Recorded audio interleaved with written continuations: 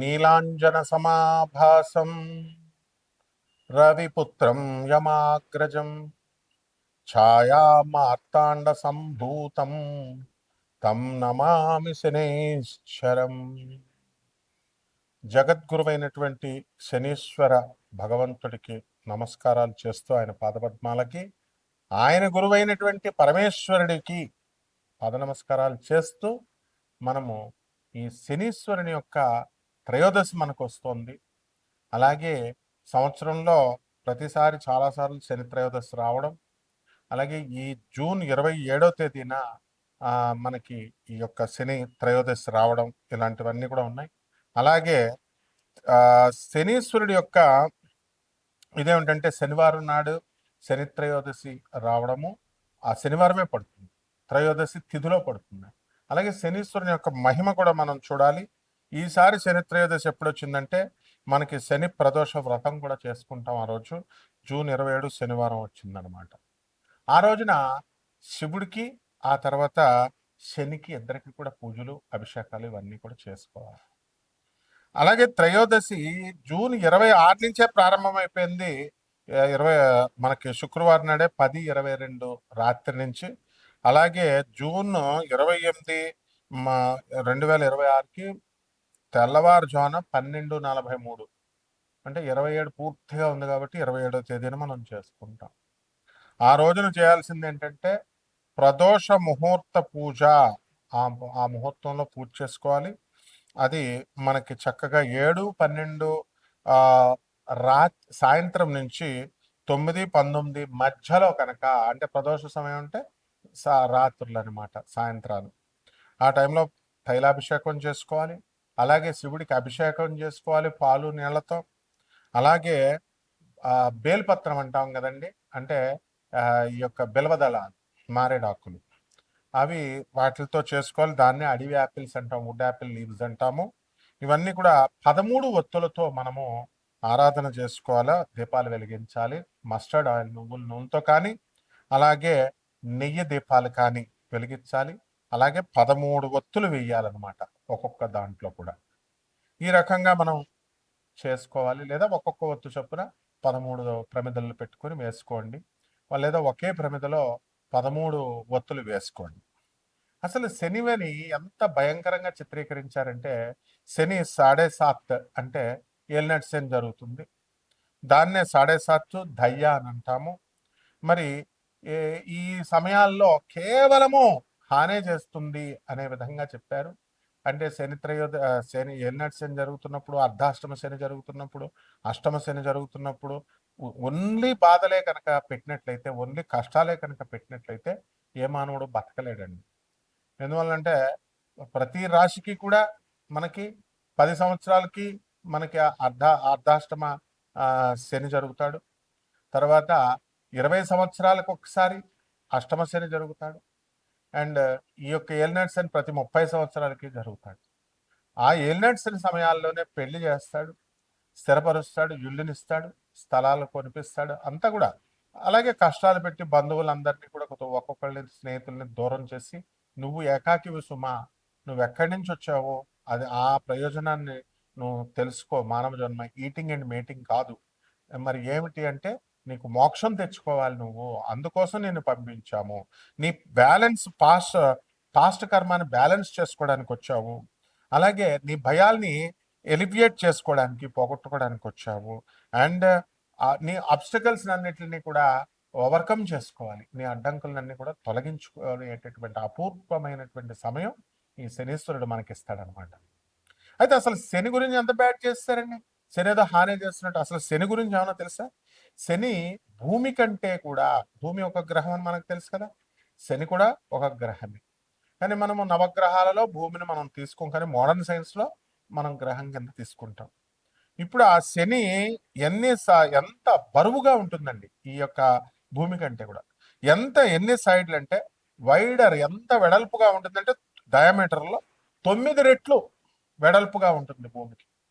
అంటే భూమిని ఆ చివరి నుంచి ఈ చివరి వరకు మనం కొలిసామనుకోండి, అలాంటివి మనకి 9 రెట్లు, 9 1 మీటర్ ఇదైతే 9 మీటర్ల స్కేల్ పెడితే అంత వెడల్పు ఉంటుంది శనీశ్వరుడి యొక్క గ్రహం. ఆ తర్వాత దాంట్లో వాల్యూమ్ అంటే ఏంటంటే, ఇప్పుడు ఒక గ్లాసులో ఎన్ని నీళ్లు పడతాయి, చిన్న గ్లాసు పెద్ద గ్లాసు తీసుకుంటాం కదా, ఆ పట్టేటటువంటి దాన్ని వాల్యూమ్ అంటాం. ఆ 700 భూముల్ని అందులో దూర్చామనుకోండి, 700 సైజుల భూముల్ని దూరిస్తే శనిగ్రహంలో దూరిపోతాయి అనమాట. అంటే అంత పెద్దది అది వాల్యూమ్, లోపల అంత ఖాళీ ఉంది. ఆ తర్వాత ఈ భూమి అంతా కూడా డెన్స్ దళసరిగా ఉంది. తర్వాత రాకీ ప్లానెట్ అంతా కూడా పర్వతాలు ఇవన్నీ కూడా రాళ్లతో ఉంటుంది. కానీ శని మాత్రం గ్యాస్ అండి. ఈ యొక్క గాలి వాయు రూపంలో ఉంటుంది, చాలా పెద్ద వాయు రూపంలో ఉంటుంది. అది ఎంత లార్జర్ అంటే ఎంత పెద్దగా ఉన్నప్పటికీ కూడా సైజులో మరి లైటర్గా ఉంటుంది. చాలా బరువు చాలా తక్కువగా ఉంటుంది భూమి కంటే కూడా. ఇకపోతే మనకి ఈ కంపేర్ చేసుకోవాలి, ఎందుకంటే భూమి మీద మనం బ్రతుకుతున్నాం, ఆ శని యొక్క ప్రభావం మన భూమి మీద మన మీద పడుతుంది. కాబట్టి ఎనర్జీసే కాకుండా ఆ ప్రతిదీ కూడా ఆ లైట్ పడ్డము, ఆ గ్యాస్ యొక్క ప్రభావాలు, ఎనర్జీస్, ఆ శక్తి మనం ప్రభావితం చేస్తుంది అన్నమాట. అయితే సాటర్న్ ఈక్విటోరియల్ డయామీటర్ని కనుక మనం తీసుకున్నట్లయితే శనిది 120,536 కిలోమీటర్ల అంత వెడల్పు ఉంటుందండి. అంటే 74,898 మైళ్ళు అనమాట. అలాగే మనకి భూమిని కనుక మనం తీసుకున్నప్పుడు మనకి 74,898 శని అయితే కేవలం 7,917 మైళ్ళు మాత్రమే ఈ యొక్క ఈ భూమి ఉంది. ఇక వాల్యూమ్ల విషయంలోకి వచ్చేసరికి మనకేమవుతుందంటే ఘన పరిమాణము 764 భూముల నుంచి 766 భూముల్ని ఆ యొక్క శనిగ్రహంలో ఇమర్చొచ్చు మనం. తర్వాత 95 రెట్లు బరువు ఉంటుంది భూమి కంటే కూడా. ఈ యొక్క సాటర్న్ 95 times మోర్ మ్యాసివ్ దాన్ ఎర్త్. అయితే మరి బరువులో కూడా గాలి ఉన్నప్పటికీ కూడా చూడండి, బట్ ఏమంటున్నాడు, Saturn is massive compare to earth. భూమే ఎంత బరువు ఉంటే అసలు శని ఇంకా బరువు అనమాట. గ్యాసులతో ఉండి కూడా అంత బరువు ఉంది చూడండి. అయితే ఈ విజువల్ స్కేల్ని కనుక మనం తీసుకున్నట్లయితే ఒక నికెల్, ఒక చిన్న ఉంగరం తీసుకున్నాం అనుకోండి, దాని ఉంగరం సైజులో స్టాండర్డ్ నికెల్ లాగా మనం తీసుకుంటే వాలీబాల్ సైజులో శని ఉంటాడనమాట. ఆ తర్వాత ఒక రింగ్ సిస్టమ్ అనేటటువంటిది వలయాల్లో ఆర్బిట్స్ లాగా మెయింటైన్ అవుతా ఉంటుంది శని. అక్కడి నుంచే మనకి శక్తి వస్తుంది, రింగ్ సిస్టమ్ నుంచే మనకి శని యొక్క ప్రభావాలు మన మీద పడతా ఉంటాయి అనమాట. మొదట రింగ్ క్లోజర్గా ఉన్నప్పుడు భూమికి అవుటర్ రింగ్ ఎక్కువ, ఇన్నర్ రింగ్కి వెళ్ళే కొద్దీ ఇంకా ఎక్కువగా ఆ భూమి లాగుతూ ఉంటుంది శని యొక్క రింగ్. సో ఏ విధంగా అయితే ఎలక్ట్రాన్స్ అంతా కూడా ఈ యొక్క న్యూట్రాన్ ప్రోటాన్స్ మధ్యలో ఉంటే ఎలక్ట్రాన్స్ లా తిరుగుతున్నప్పుడు బాగా చివరన ఉన్నటువంటి లాస్ట్ ఆర్బిట్ ఈజీగా తీసేయచ్చు. లోపల ఉన్నటువంటి ఆ యొక్క ఆర్బిట్ లో KLMNL షెల్స్ ఉంటాయి. ఆ దగ్గరగా ఉన్నటువంటిది ప్రోటాన్స్ కి న్యూట్రాన్స్ దగ్గర ఉన్నది పీకడానికి ఎక్కువ ఎనర్జీ అవసరం. ఇదే విధంగా సేమ్ రూల్ అప్లై అవుతుంది మనకి. అందువల్లనే శని యొక్క ప్రభావం అనేటటువంటిది చాలా అధికంగా మన మీద పనిచేస్తుంది. ఎప్పుడు అర్ధాష్టమం, అష్టమం, తర్వాత ఈ యొక్క ఏలినాటి శని జరుగుతున్నప్పుడు. ఇకపోతే మనకి ఈ వీటితో శని గ్యాస్ జైంట్ అన్నాం కదా, ఏముంటుందండి డెన్సిటీ డిఫరెన్స్ ఏమిటి అని అంటే, ఈ యొక్క భూమి కంటే కూడా శని చాలా పెద్దగా ఉంటుంది, ఎక్కువగా హైడ్రోజన్ హీలియం గ్యాసులతో నిండి ఉంటుంది. అందువలన వెరీ లో డెన్సిటీ, సాంద్రత అనేటటువంటిది చాలా తక్కువగా ఉంటుందన్నమాట. సో వాటర్ కంటే కూడా లైటర్గా ఉంటుంది, నీళ్ళ కంటే కూడా చాలా పలచగా ఉంటుంది ఇది అక్కడ ఉన్నటువంటి గ్యాస్ అనమాట. సో మనము ఏం చేయాలి అని అంటే, ఒక పెద్ద ఓషన్ మహాసముద్రాన్ని కనుక మనం తయారు చేసినట్లయితే అందులో మనము ఈ యొక్క ఈ శనిని కనుక వేస్తే ఆ పైన బంతిలాగా అది తేలిపోతుంది అనమాట. సో ఇక్కడ మనము సాలిడ్ సర్ఫేస్ అనేటటువంటిది చుట్టూ బయట అంచులాగా ఉండదన్నమాట. శనికి సాలిడ్ సర్ఫేస్ ఉండదు, and only composed of hydrogen హీలియమే ఉంటుంది. కాబట్టి గ్యాస్ నుంచి లిక్విడ్గా మారుతుంది. అదే అన్నమాట మన జాతకాలు మారడం అంటే. గ్యాస్ నుంచి లిక్విడ్ స్టేట్కి, లిక్విడ్ నుంచి సాలిడ్ స్టేట్కి, ఇవన్నీ కూడా మనం చదువుకున్నాం. అలా మనకి ఈ మారుతున్నప్పుడే మనకి చక్కటి ఫలితాలు, శుభ ఫలితాలు, చెడ్డ ఫలితాలు అనేటటువంటి ఇవ్వడం జరుగుతుంది. కాబట్టి డెన్స్ సెంట్రల్ కోర్ ఉంటుంది. అక్కడ ఉన్నటువంటి వాతావరణాన్ని కూడా మన మీద ఏ విధంగా ఉంటుంది, అక్కడ ఏముంటుందంటే 96% హైడ్రోజన్ ఉంటుంది, అలాగే 3% నుంచి 4% హీలియం ఉంటుంది, అలాగే ఇక ట్రేస్ అమౌంట్స్ కొద్దిగా అమోనియా, మిథేన్, వాటర్ ఐస్ ఇవన్నీ కూడా ఉంటాయి. కాబట్టి ఈ యొక్క దీనికి ఏంటంటే ఒక డెన్స్ కోర్ ఆఫ్ రాక్ ఉంటుంది, మెటల్స్, ఐరన్ అండ్ నికెల్ దొరుకుతుంది. అందువలనే మనము శనికి ఇనుముకి సంబంధం అంటాం. శని గ్రహం అంతా కూడా ఐరన్ అండ్ నికెల్ ఎక్కువ ఉంటుంది. ఆ శని గ్రహం బలంగా ఉన్నటువంటి వాళ్ళకి అందువల్లనే ఫెర్రస్, మనకి మోకాళ్ళ నొప్పులు ఇవన్నీ కూడా రావు. ఎముకల నొప్పులు స్ట్రాంగ్ గా ఉంటాయి అనమాట. ఎముకల నొప్పులు అవి ఉండవు అనమాట. ఫస్ట్ బోన్ స్ట్రాంగ్ గా ఉంటాయి. అండ్ ఈ ఐసెస్ 10 to 15 times the mass of the earth వరకు కూడా మనకి ఇవి బరువుగా ఉంటుంది. కాబట్టి ఓన్లీ గ్యాసియస్ మేకప్ ఉంది. కాబట్టి ఈ యొక్క ప్లానెట్ సాటర్న్ సోలార్ సిస్టమ్ లో ఈ యొక్క వాటర్ కంటే కూడా లెస్ డెన్స్, అంటే పల్చగా ఉంటుంది అని చెప్పబడింది. కాబట్టి ఇంత సైంటిఫిక్ గా మనకి ఈ యొక్క శని, మన ఋషులు ఎంత గమనించారండి, ఎవరెళ్ళి కొలిచారండి అసలు సాటర్న్ని. మన మోడర్న్ సైన్స్ ఏమో శాటిలైట్స్ ని వదిలి ఇలా కనిపెడితే, మన ఋషులు చెప్పింది, ప్రాచీన ఋషులు ఏన్షియంట్ ఆస్ట్రాలజీలో ఆస్ట్రానమర్స్ అంతా కూడా ఎంత ఈజీగా చెప్పారు. ఆర్యభట్ట వీళ్ళంతా, వరాహమిహిరుడు వీళ్ళంతా సేమ్ ఇనుముకే సంబంధం అని ఎందుకు చెప్పారండి? అక్కడ ఐరన్ అండ్ నికెల్. అలాగే గ్యాసియస్ చూడండి, శని అనుగ్రహం ఉన్నటువంటి వాళ్ళు, శని నక్షత్రాల్లో పుట్టినటువంటి వాళ్ళు గ్యాస్ కొడితే వాళ్ళు ఉబ్బిపోతారు, వాళ్ళ కోపం వస్తే తిడతారు.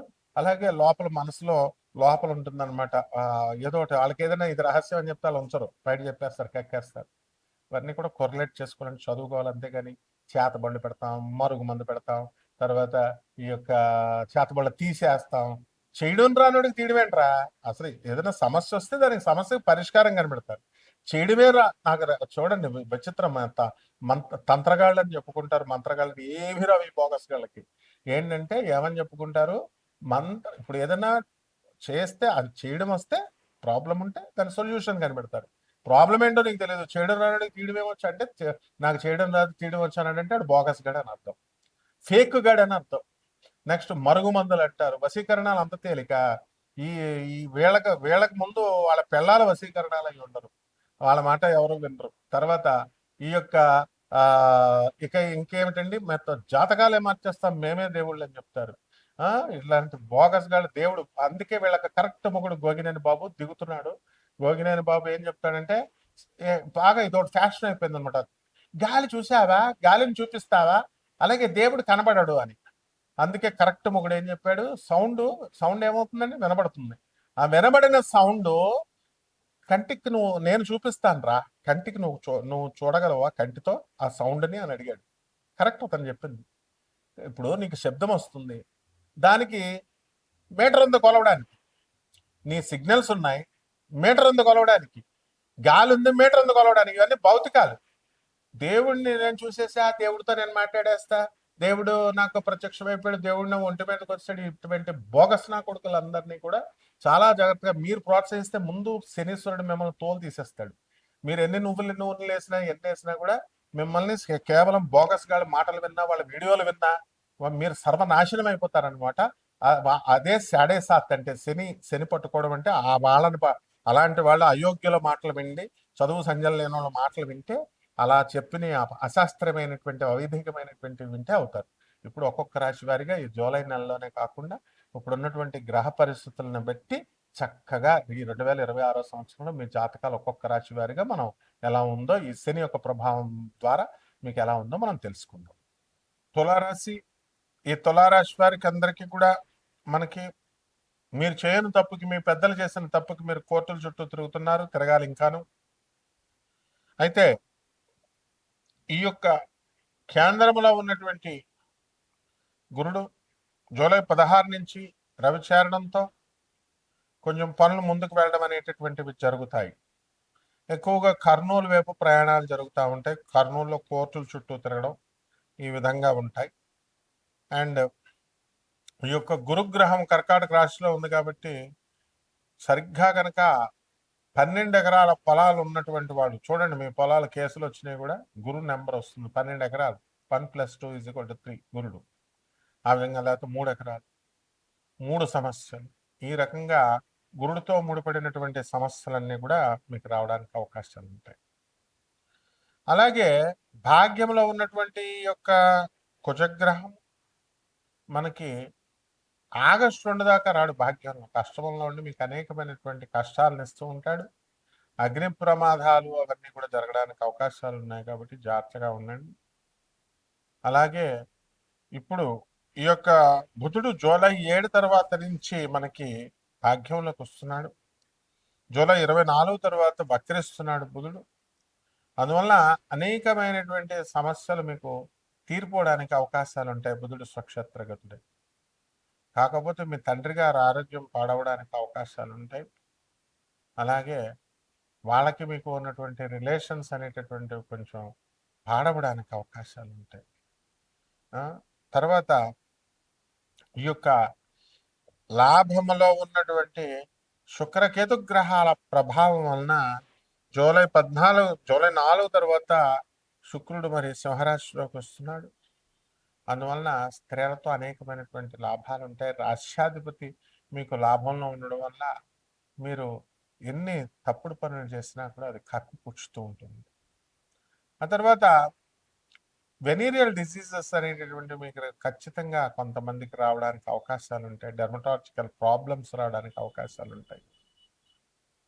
మరి ఈ యొక్క రాశి వారికి మనకి ఏమండి, నేను చాలా అమ్మాయిలతో తిరగనండి, నేను చాలా పరమ పవిత్రుడినండి అని చెప్తారు. కానీ అక్కడ ఆ సెన్సిటివిటీ అండ్ కల్చర్కి వెళ్తేనే తప్ప ఆ వైరస్ ఏ స్టేజ్లో ఉన్నది అనేటటువంటిది తెలీదు. సో పూనాలో ల్యాబ్ ఉంది. అది ఎలాగైతే కొంచెం టైం పడుతుందో, లేట్గా రిజల్ట్ రావడానికి అవకాశాలు ఉంటాయో. ఈ యొక్క శుక్రుడు టెంప్ట్ చేస్తాడు. శుక్రుడు కేతువుతో కలిశాడు, క్రిములతో.